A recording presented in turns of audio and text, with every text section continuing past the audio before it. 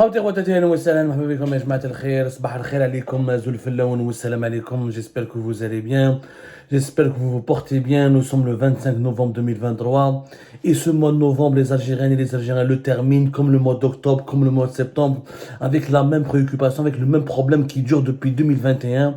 Il faut le reconnaître, les Algériennes et les Algériens depuis 2021 ne parlent que de ce problème.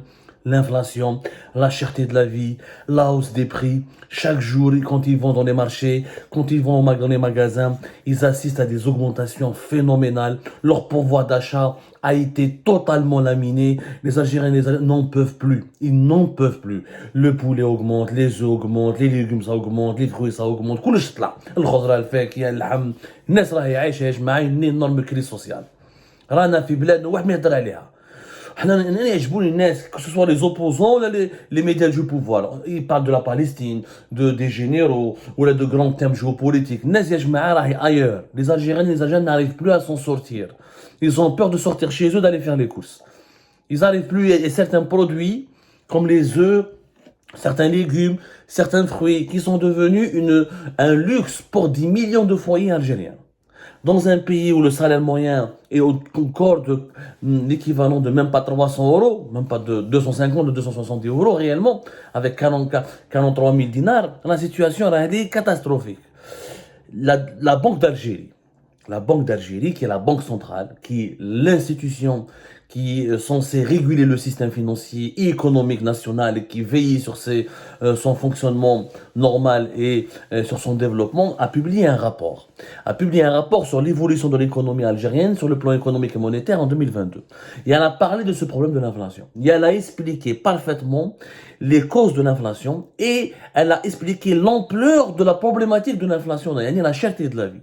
Et tout a augmenté d'un coup en Algérie et de façon très brutale parce qu'il y a un échec clair, net et précis de la politique économique du régime actuel.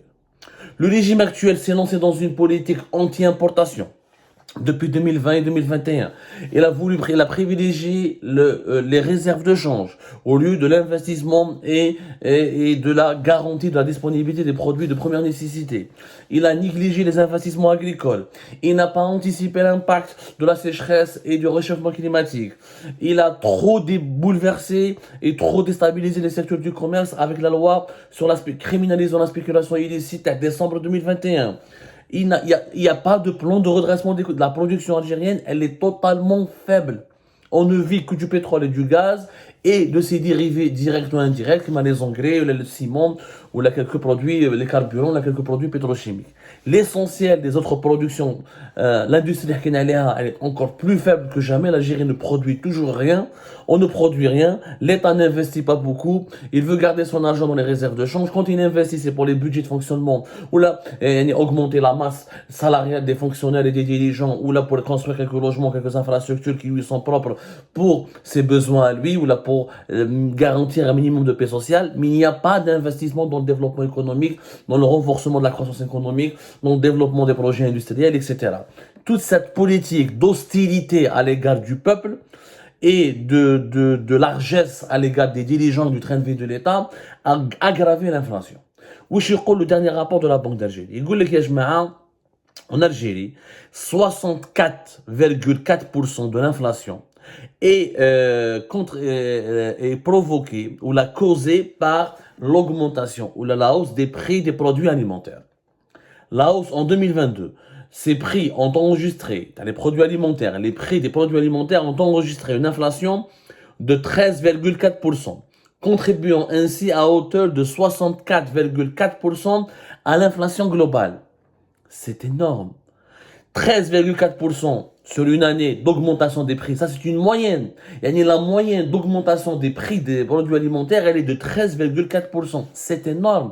Quand on sait que dans des pays européens, la moyenne, elle est aussi entre 12, 13 jusqu'à 18%. Alors que les pays européens sont directement confrontés à la guerre et impliqués dans la guerre en Ukraine. C'est-à-dire que la hausse des prix en Algérie a été aussi alarmante, aussi affolante que dans les pays européens qui sont impliqués dans la guerre en Ukraine. Alors que nous ne sommes pas impliqués dans la guerre en Ukraine. La différence, j'insiste, pour l'expliquer, c'est que la composante majoritaire de l'inflation dans les pays européens développés, c'est l'énergie. le prix du pétrole et du gaz a beaucoup augmenté. Le prix du gaz même a triplé, le prix du pétrole a atteint pratiquement 130 dollars le baril. C'est normal qu'en 2022, l'inflation a explosé en Europe parce qu'eux, c'est pas des pays producteurs de pétrole et de gaz, ils doivent l'acheter. Donc, et tout est fabriqué dans l'échelle industrielle, que ce soit agroalimentaire, pharmaceutique ou là pour les industries manufacturières, tout est fabriqué à partir du gaz et du pétrole. Sauf que nous l'avons ce gaz et ce pétrole. Et en Algérie, les Algériens, le gaz et le pétrole, il est subventionné. Le carburant, l'Algérie, c'est l'un des pays les moins chers au monde. Le gaz, c'est pratiquement l'un des pays le moins cher au monde. Et malgré ça, nous avons une inflation alimentaire terrible. On aurait pu, avec notre gaz et notre pétrole, avoir suffisamment un secteur de production nationale, que ce soit dans l'agroalimentaire ou là, dans l'industrie manufacturière, on aurait pu avoir une production nationale qui profite du prix bas du pétrole et du gaz sur le marché national, parce qu'ils sont subventionnés.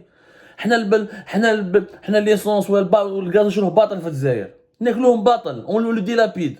Au lieu d'en faire, on utilise le pétrole et le gaz que pour la consommation domestique, au lieu d'utiliser pour la consommation industrielle. Le résultat, il est quoi? C'est qu'on a une production trop faible. 64,4% de notre inflation est provoquée par la hausse des prix des produits alimentaires. La hausse des prix des produits alimentaires, elle était de 13,4%. C'est énorme. Dans un pays où le salaire moyen est de 43 000 dinars, il n'y a même pas de 300 euros, c'est quand même compliqué. C'est ça le problème c'est qu'on n'arrive plus, le régime actuel n'arrive plus à contrôler la hausse des prix des produits alimentaires. Essentiellement. Essentiellement, c'est ça.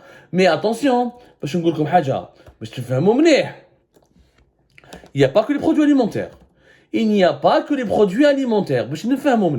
Le même rapport de la Banque d'Algérie, c'est la Banque d'Algérie, c'est pas moi qui le dis. Il reconnaît que les produits, par exemple, l'inflation annuelle moyenne des prix à la production industrielle publique est en nette accélération, progression de 13,3% en 2022, après une progression de 7,4% une année auparavant.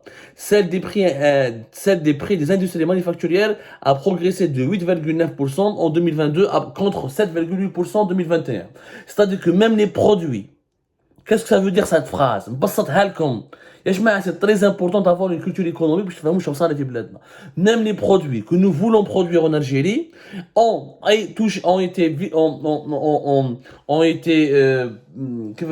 subi une augmentation des prix de 13,3%.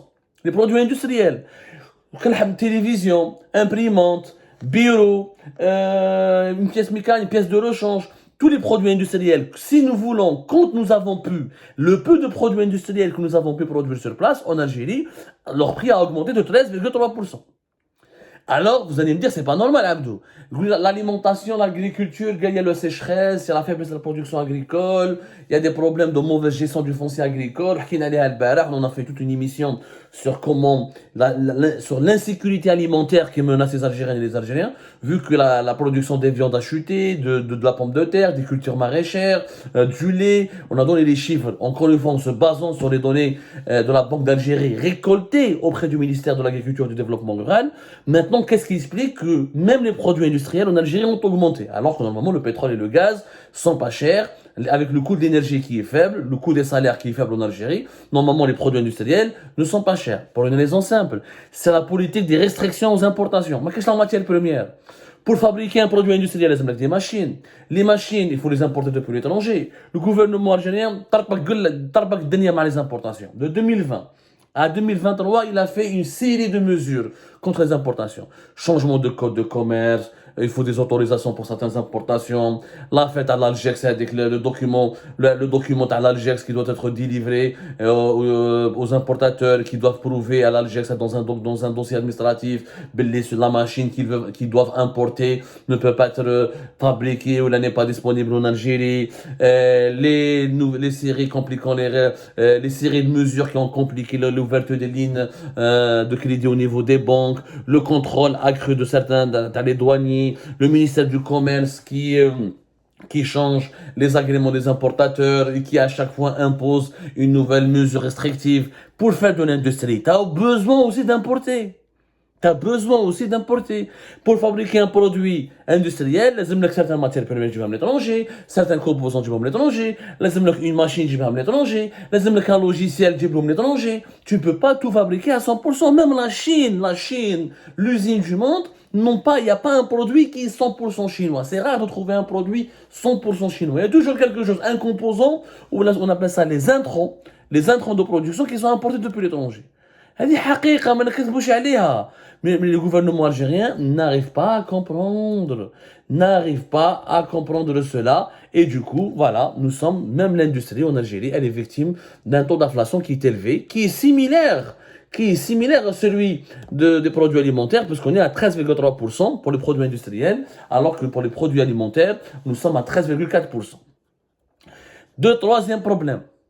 Donc, l'inflation fait oublier les dépenses. Voilà, les produits alimentaires, ça nous pèse plus que l'électroménager, les produits industriels, les produits mécaniques, les voitures, les vêtements.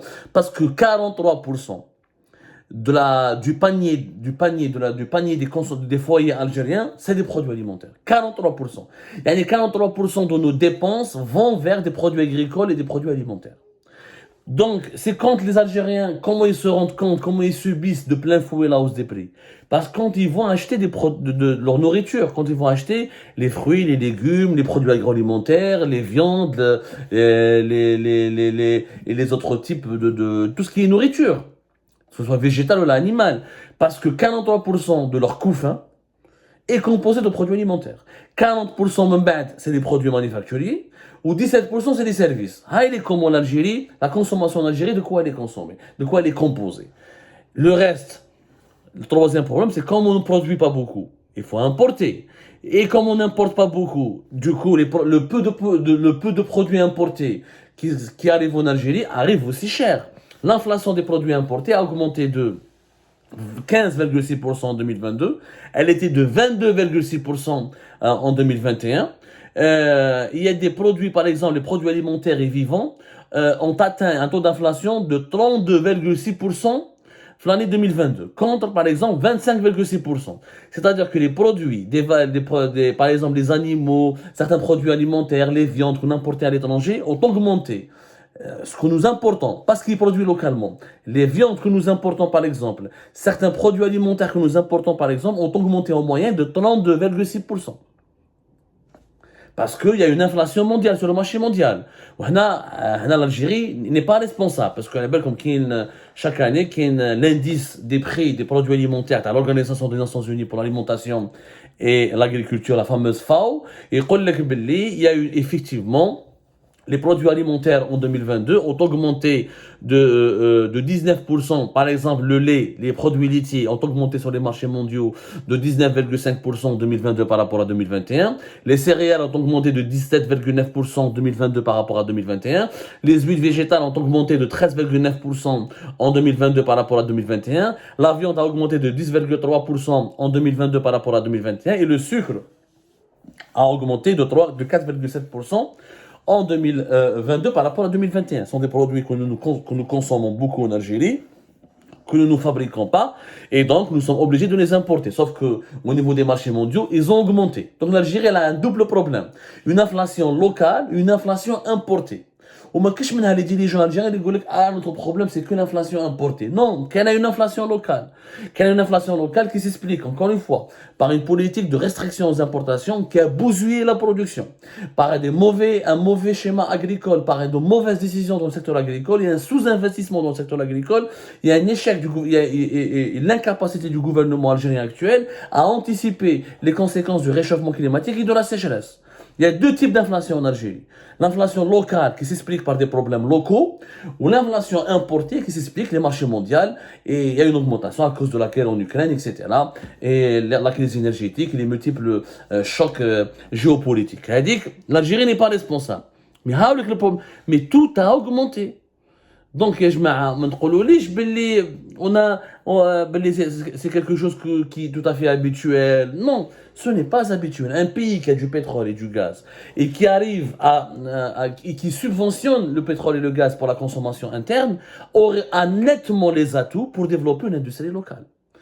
Pour l'agriculture, on a les réserves de change, on aurait pu investir dans des solutions pour lutter contre la sécheresse, pour garantir de nouveaux systèmes d'irrigation de l'eau et pour accompagner nos agriculteurs dans de nouvelles types d'agriculture adaptées aux conditions météorologiques dans notre pays. Si on ne le fait pas, on ne produira pas beaucoup. Comme je l'ai démontré hier, les chiffres sont effrayants pour l'année 2022. Donc on risque en 2023 d'avoir encore moins de production de légumes, de fruits, de viande, etc.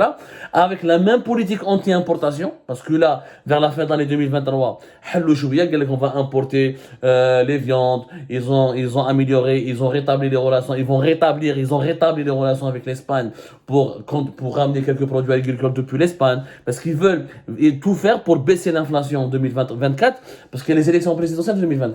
Mais ça ne suffira pas. Il faudra libéraliser entièrement les importations. Il faudra accepter que l'Algérie doit importer avec le rythme pour rééquilibrer la demande et l'offre, il faudra importer presque 50 milliards de dollars. Avec une facture des produits alimentaires qui doit dépasser les 13 milliards de dollars. Où là, tu investis et tu rééquilibres et tu investis massivement dans la production locale. Mais quand tu investis dans la production locale en 2024, en 2023, tu ne vas pas récolter les résultats avant 2025. C'est pas possible. Tout investissement a besoin d'une période. Il faut rentabiliser cet investissement. Il faut une bonne gestion pour que cet investissement porte ses fruits en 2025. En clair, si on doit développer la production agricole, il faut trouver des solutions contre la sécheresse et le réchauffement climatique. Il faut faire de grandes fermes agricoles. Il faut identifier des types d'agriculture et de culture qui sont adaptés aux nouvelles conditions météorologiques de notre pays. Se lancer dans ce genre d'investissement. Il faudra attendre au moins fin 2024 ou la début 2025 pour récolter, voir et faire le bilan et avoir les fruits de cette nouvelle politique. Donc, il y a à avoir les nouveaux produits alimentaires qui vont arriver sur les marchés.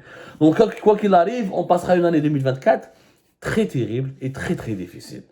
وهذه الناس لازم يفهموها وهذو هما les causes de la cherté de la vie qui est le problème numéro 1 اليوم des Algériennes et des Algériens. Donc personne ne veut parler de façon pédagogique et personne ne veut proposer des solutions alors que c'est le seul problème, encore une fois, qui cause le cauchemar de notre population.